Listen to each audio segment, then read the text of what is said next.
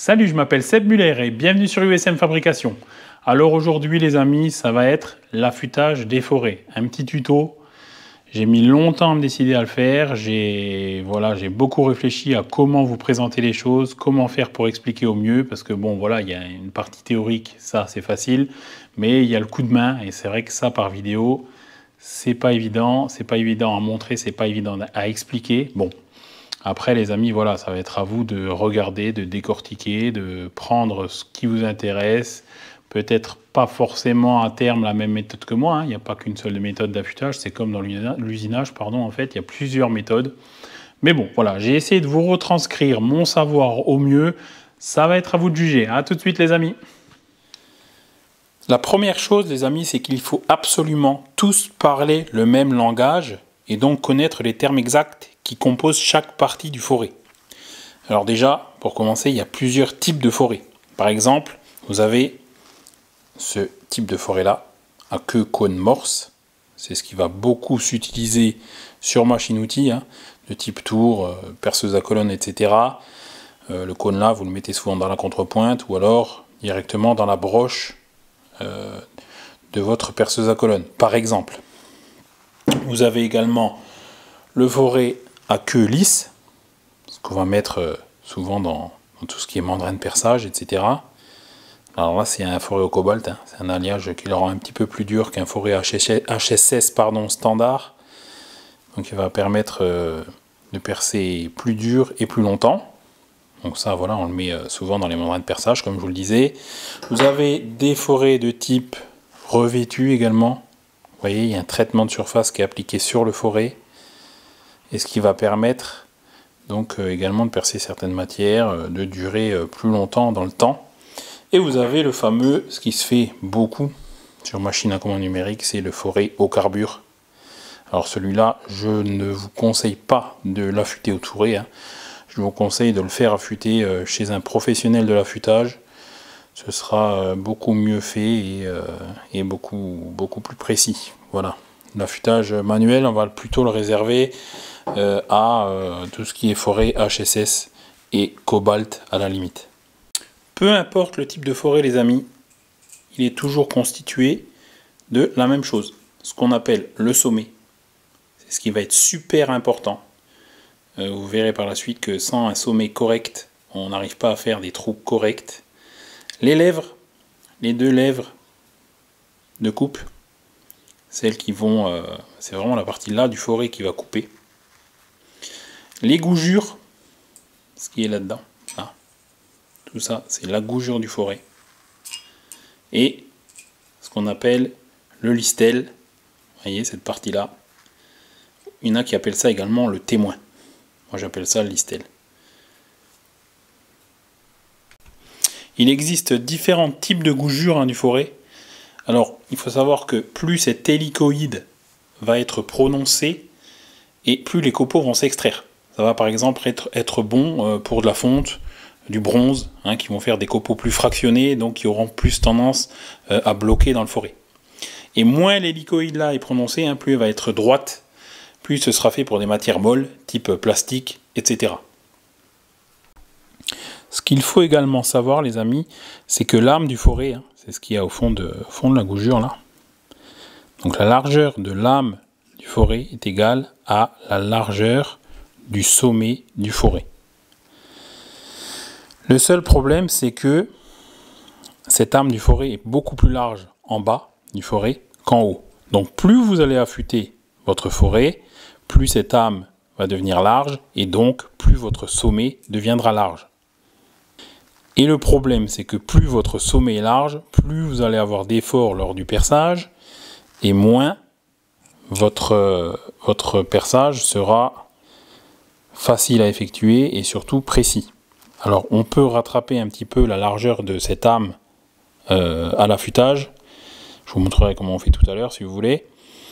Mais voilà, évitez quand même de raccourcir les forêts volontairement, hein, ou quand vraiment vous voyez que vous l'avez trop affûté, qu'il est trop court, je vous conseille de changer de forêt, tout simplement. Le sommet du forêt est également très important pour un forêt qui coupe bien. On voit ici une forêt sur l'image. il faut en fait que le sommet soit bien au milieu des deux arêtes de coupe. Il ne faut pas qu'il soit décalé ni à gauche ni à droite. C'est très important. C'est ce qui va faire que vous avez un perçage qui est conforme ou pas. Niveau diamètre, hein, je parle. Et ce sommet, on le voit là, il est à 45 degrés par rapport aux deux arêtes de coupe. Ça, c'est très important. Alors, c'est 45 degrés plus ou moins. On n'arrive pas trop à le mesurer, mais voilà. Il faut qu'il soit à 45 degrés par rapport aux deux arêtes de coupe. Et ce sommet, il doit toujours être droit. Il ne doit pas avoir une forme de S. C'est ce qui arrive quand on affûte et qu'on tourne le forêt en affûtant pour essayer de suivre l'hélicoïde du forêt. Ce qu'il ne faut absolument pas faire. Quand on affûte, il faut affûter droit. Je vous montrerai la méthode tout à l'heure. C'est ce qui va faire que votre sommet va être droit. À 45 degrés par rapport aux deux lèvres tranchantes, mais droit. Et une dernière chose, alors oui effectivement ça fait beaucoup de choses, ça fait beaucoup de conditions à réunir pour réussir à affûter un forêt, mais si on le fait étape par étape ça ira. Il faut qu'il y ait une dépouille derrière l'arête de coupe. Il faut que la première chose qui soit en contact avec la matière lorsque vous percez, ce soit le sommet et l'arête de coupe. Toute cette partie-là ne doit pas venir en contact avec la matière. Sinon, on va talonner dans la matière et ça va pas du tout couper. Donc c'est pour ça qu'il faut faire un détalonnage ou une dépouille, quoi. Il faut savoir que le sommet du forêt ne coupe pas. Le sommet du forêt, en fait, il repousse la matière sur les lèvres tranchantes qui, elles, vont couper. Ça, il faut bien garder en tête, c'est que cette partie centrale là, elle ne coupe pas. Elle ne fait que repousser la matière sur les lèvres tranchantes. Et dernier petit conseil, petit détail, mais qui feront également la réussite de l'affûtage, c'est un touret à meuler déjà avec des pierres en bon état et surtout des pierres adaptées à l'affûtage de forêt. Alors ça, par contre, je ne vais pas en parler aujourd'hui. On pourra, si vous le souhaitez, à vous de me le dire en commentaire, faire un petit tuto sur les tourets et les pierres qu'il faut utiliser en fonction des affûtages et du type d'outils qu'on a affûté, par exemple forêt HSS, outils brasés, voilà. Tout ça, et il vous faut également, je dirais, ça c'est obligatoire, c'est une jauge d'affûtage. Voilà, cette jauge d'affûtage, voilà, c'est celle-là qu'on va plaquer contre le forêt pour s'assurer qu'on est au bon angle et à la bonne mesure. Vous voyez, c'est gradué là. Ça nous permettra de mesurer la longueur des arêtes de coupe du forêt. Alors cette jauge, vous la trouvez partout. Je pense que chez Othello, ils en ont. La mienne, elle est vieille comme le monde. Mais vous voyez, elle fait le taf. Il faut savoir que l'angle théorique d'un forêt, c'est 118 degrés. Donc là, la jauge, ce sera la moitié. Donc on arrive à 59 degrés. Voilà, par côté. Certains nouveaux forêts sont affûtés à des angles différents. Mais ça, c'est pour certaines raisons et pour certaines conditions de coupe. On n'en viendra pas à expliquer ça aujourd'hui. On passe à la pratique, les amis. On a assez parlé de théorie. Donc, mon petit forêt à affûter. J'ai pris un forêt de 13. Je n'ai pas pris trop gros, comme ça ne prend pas trop de temps. Préparez-vous une petite boîte de conserve ou une boîte avec du lubrifiant. Il faut que quand vous affûtez votre forêt, il chauffe un minimum. Il ne s'agit pas que vous ayez affûté votre forêt qui soit bleue. Là, c'est foutu. Et moi, ce que j'utilise, c'est des petites lunettes loupe. Voilà, 3 € sur Amazon, ça me permet de voir ce que je fais. Et bien sûr, la jauge. Voilà, donc, je place mon forêt à l'horizontale, lèvres face au touret. Alors, je ne le pose pas là-dessus, je le prends en main et je viens le mettre à l'horizontale. Les lèvres, déjà, prêts à se faire affûter. Je déplace ensuite mon forêt au bon angle. Je ne viens pas droit dans le touret, je me mets déjà plus ou moins au bon angle. Et ensuite, une fois que j'aurai allumé mon touret, je vais simplement venir pivoter mon forêt, comme ça. Voilà, remonter, rentrer dans le touret et remonter. Ce qu'il ne faut pas faire, c'est rentrer dans le touret et tourner. c'est là où vous aurez votre fameux sommet là, qui va faire un S, et votre forêt ne va pas couper. Donc, je viens au bon angle et je lève. Je viens en fait faire le détalonnage. Je viens affûter ma lèvre et je lève. Voilà. Une fois que j'ai fait le premier côté, je retourne mon forêt 180 degrés. Je me place à nouveau au bon angle. Je rentre dans le touret doucement, hein, bien sûr. Il ne faut pas y aller comme un bourrin. Et je viens lever. Voilà. Une fois que c'est terminé, je prendrai ma jauge et je viendrai mesurer que mes deux lèvres sont à la même longueur. Et ensuite, je vais contrôler le détalonnage du forêt. Bon, j'allume le touret, je vous le fais en live. Je ne pourrai pas parler pendant ce temps. Il s'agit juste de regarder.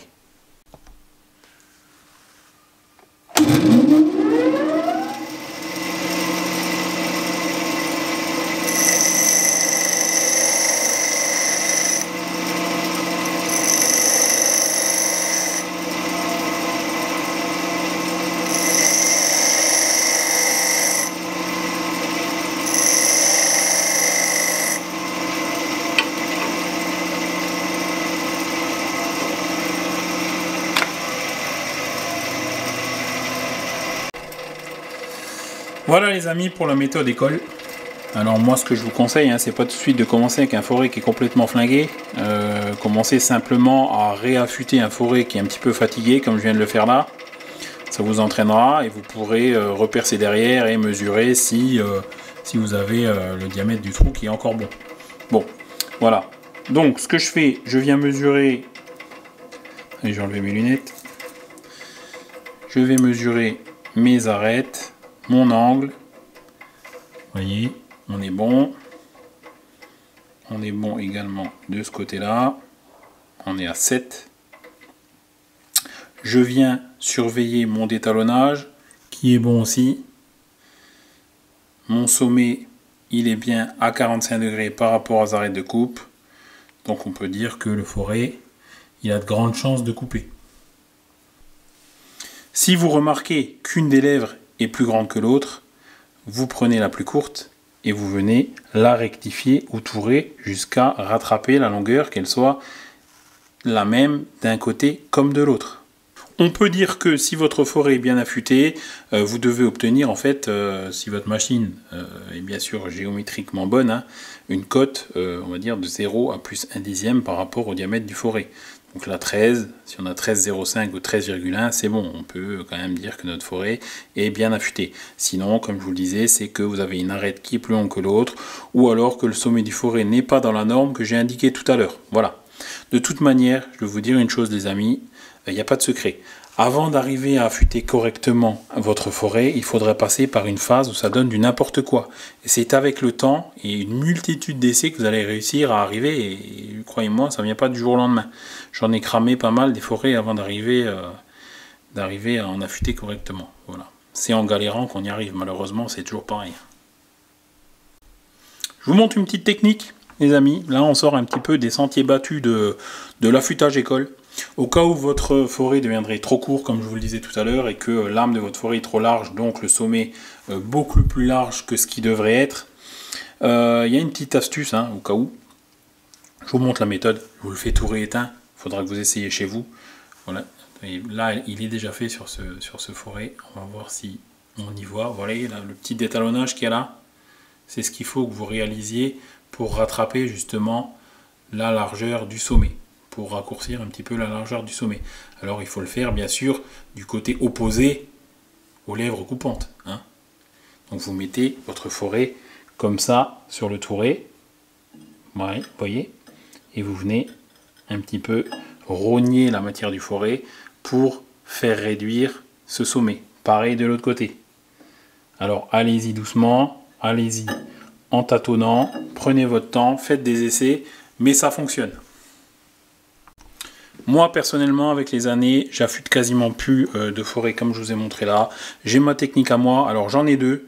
J'ai une technique, je vais vous la montrer là, je vais le faire, où je viens donc affûter en premier lieu donc les arêtes et ensuite je viens d'étalonner en petites passes successives. Voilà, ça va faire des genres de petits escaliers dans le détalonnage là derrière, et ça va, je trouve, c'est mon avis, hein, ça va faciliter l'évacuation du copeau et le fractionnement du copeau.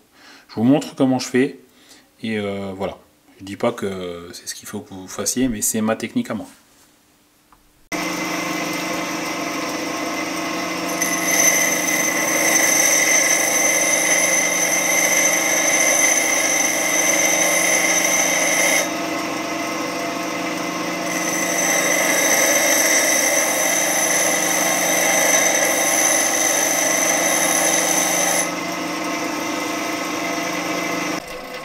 Voilà, en fait les amis, vous obtenez, je sais pas si on le voit bien là, ce genre de tout petits mini escaliers dans la partie dépouille du forêt.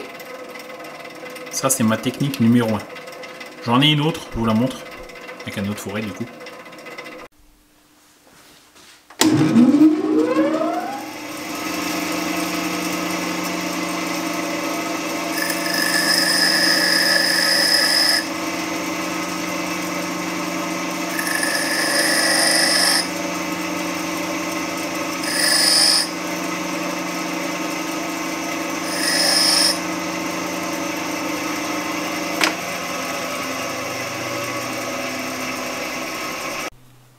Bon, désolé les amis, il y avait mon gros visage devant l'objectif, mais voilà, avec la caméra, en fait, c'est pas super simple de se placer, parce que je suis pas placé comme habituellement, et du coup, voilà, ça gêne un petit peu. Vous voyez le détalonnage, pardon, exagéré que j'ai fait là.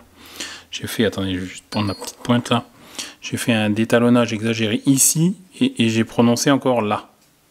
Voilà.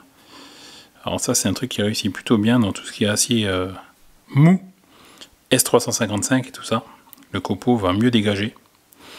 Et vous pouvez voir que là, j'ai fait le petit, ça c'est d'un précédent affûtage, justement la petite technique pour réduire un petit peu le sommet du forêt. Voilà. Dans tous les cas, comme je vous l'ai dit les amis, c'est à vous de vous entraîner, c'est à vous de faire des essais, il faut prendre le temps de le faire. Une fois que vous savez affûter des forêts, c'est de l'or en fait. C'est de l'or parce que je suis sûr que la plupart des forêts, la plupart des personnes qui ont des machines, quand ça marche pas comme ils veulent, ils jettent le forêt et puis ils vont en racheter d'autres. Alors qu'un forêt affûté, ça peut couper super bien.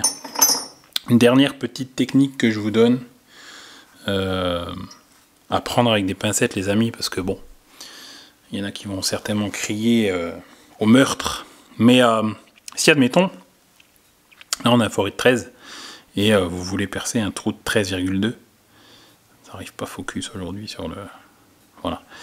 Si on veut percer un forêt de 13,2, il vous suffit, mais alors attention à faire des essais avant aussi, hein, de décaler légèrement le sommet. C'est-à-dire d'avoir une lèvre légèrement plus longue que l'autre. Et ça va faire un petit décalage dans votre perçage. Alors, n'utilisez pas ça pour du perçage en série sur CN, hein, ou même sur Tradi. C'est si vous êtes embêté un jour, vous avez un trou par exemple qui fait 13,2, vous avez qu'un forêt de 13, pas d'outil à léser, utilisez cette technique, ça vous dépannera, et puis voilà. Mais c'est pas un truc à utiliser tous les jours. Voilà les amis, j'espère que ce tuto va vous servir, j'espère que vous avez appris des choses, j'espère que ça vous a plu, hein. Comme je vous le disais en intro, c'est pas simple à filmer, c'est pas simple à expliquer. J'ai essayé de prendre des gros forêts pour qu'on voit de près tout ce qui est sommet, tout ce qui arrête de coupe, gougure, etc. Voilà, maintenant n'oubliez pas de vous entraîner, il va falloir cramer quelques forêts, il va falloir s'entraîner. Je tenais à souligner qu'il faut travailler surtout sur les tourées en sécurité. Mettez vos lunettes de sécurité, faites attention à vos doigts, redoublez de vigilance, il ne faudrait pas se blesser. Je ferai un tuto sur les tourées si vous voulez. N'oubliez pas de rapprocher la petite tôle au maximum contre la pierre. Il ne s'agit pas que votre doigt passe entre ou que le forêt passe entre et qu'il explose et que vous pète à la figure. Voilà. Vraiment, j'insiste sur ce fait, les amis, la sécurité sur tourée à tout prix. Vaut mieux louper l'affûtage d'un forêt et travailler en sécurité, croyez-moi. En tout cas, n'hésitez pas à me dire ce que vous en avez pensé en commentaire, comment vous faites, si ma technique ne vous convient pas du tout, ou si au contraire vous avez appris plein de choses. Venez rejoindre le groupe Facebook USM Fabrication. Vous y apprendrez également plein de choses, je pense. Vous y trouverez quelques réponses à vos questions. Et venez sur Instagram pour du contenu quotidien de ce que je fais dans mon atelier. À bientôt les amis!